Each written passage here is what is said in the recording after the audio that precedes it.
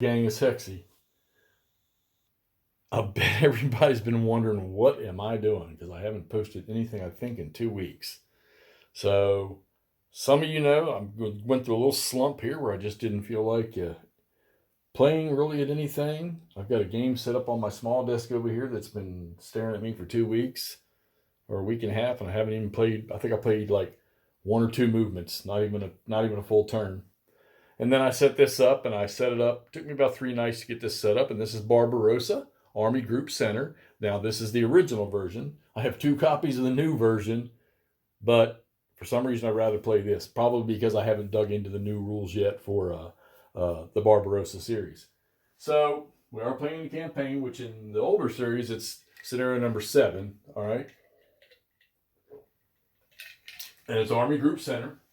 So you have boundaries above and below that you can't cross. Well, mostly above. Yeah, I don't really see any down below here. But it is from the jump off in June 41. And with the objectives of, encircle, destroy, attrit, whatever, the frontline troops, then take Minsk, get it encircled, cut that off, because that's a major centralized rail hub and road hub right there. And then on to Smolensk and hopefully head towards Moscow, which isn't on this map. But we are starting the 5th turn. So I'm 4 turns in. Now, had to do a little refreshing. I whenever watched Nathan, the wise guy, for when he played this a year ago to see what his tactical and strategic thoughts were on this. And his northern approach for Army Group Center was the same thing that I took. Much like him, though, trying to figure out how to get there to Vilnius in a couple turns was hard. Took me 3 turns to get there. All right, so we took Vilnius in 3 turns. All right, got those three victory points with all the armor that was in. I know you've got 2 panzer groups in here, so all the armor that was in the northern part, in the northern panzer group, is up there with some SS stuff, which a lot of the smaller SS stuff gets withdrawn. They get refitted with better stuff, and then they come back a little stronger. But so most of them have been pulled off already. But we did manage to blow through the lines up here and take Vilnius. I had to get everything I had up in there to get those units out of Vilnius. Although they weren't quite that strong, it was enough where I needed to make sure I had 8 to 1, 9 to 1, 10 to 1, and get some air in there, whatever I could do to get the benefits up there, being in that city up there. Then the center's a little bit slow, a little bit of a slog, but we're driving the Russians out. All this massive German infantry here working through the middle. The question is did I really want to push these guys as far? Now I'm going to be doing supply here soon as I start this new turn. And quite a bit of this stuff is not going to be able to reach a supply source. Well, I don't know. Maybe they can. There's a rail line running here and running out. So, yeah, no, it looks like they'll be fine for the most part. We got a few that are going to be. This guy here is going to flip out of supply. He's going to go into emergency supply this turn coming. And the Russians are pulling back. Germans took Brest. That also took 3 turns. But they took Brest here, cleaned that up.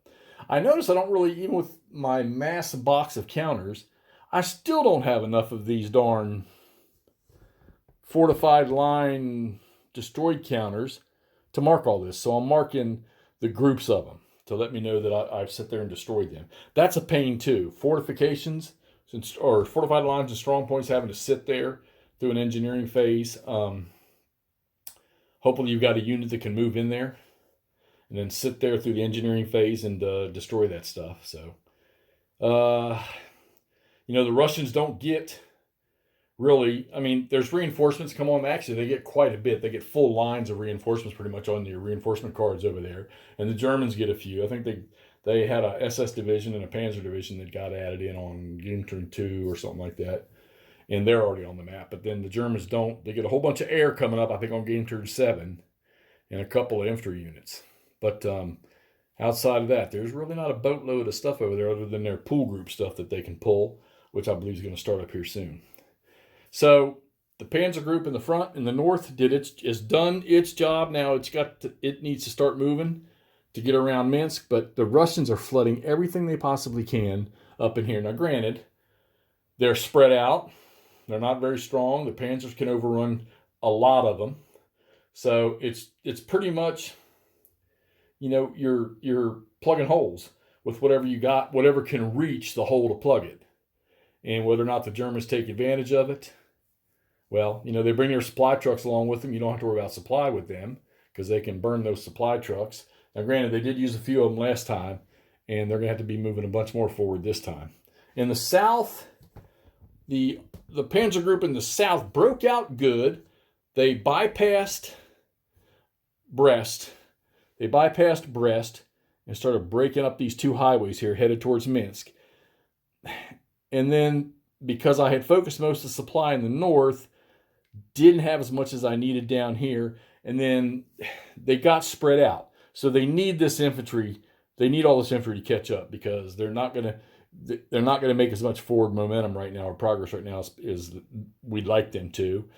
And while the Russian units aren't massive in this area, they're in pretty good locations to be able to check. Now, I'll tell you one thing that happened here. One of the victory locations right here, Porozov, all right? One of the motorized infantry units, 29th motorized, I think, or somebody moved up in there and took it, drove that cavalry away from it. But I had to split them up. And then the Russians, pulling back, attacked into them and got just an amazingly lucky roll of 1 and did a 3R on the German reconnaissance unit that was in and just totally destroyed that thing. And of course that ended up pushing the step loss thing for armor up to 5 on the armor loss thing for the Germans, which cost them a victory point. So they're sitting on 6 victory points. Cost them 2 steps. So they lost a victory point and they lost the objective, which was another point. So they had 8 victory points. Now they're back down to 6. So they need to start driving harder. But like I say, they need all this stuff down here. Now it's starting to clear out a little bit now, so now they can start moving. They got to start pushing forward here because we're about to see. We're out of. Now I think we get one more turn of the invasion preparedness stuff, which goes from 1 to 5. I think turns 1 to 5, and we're starting turn 5 now. Like I say, no more near reinforcements for the Germans. The Russians do get reinforcements on pretty much every damn turn for the rest of the game. So 40 game turns in this thing here. I'm starting to set up around Minsk with the Russians. We're going to try to start, hopefully, they'll be able to start using the replacement chart on the next turn. So we start getting some fortifications and dropping these things in here to use them. German air power, there is some Soviet air power coming on. But on game turn 7, here, see it for yourself. Germans already got a healthy dose right now. But look at all that. They're going to get all that blue stuff right there on game turn 7. And that's our game turn 6. So the next game, not this coming game or the one after. And that's going to, of course, that's the way it was in the early days of Barbarossa. So, all right, well, there you have it. This is Army Group Center from Barbarossa, GMT's Barbarossa, Vance von Borries games.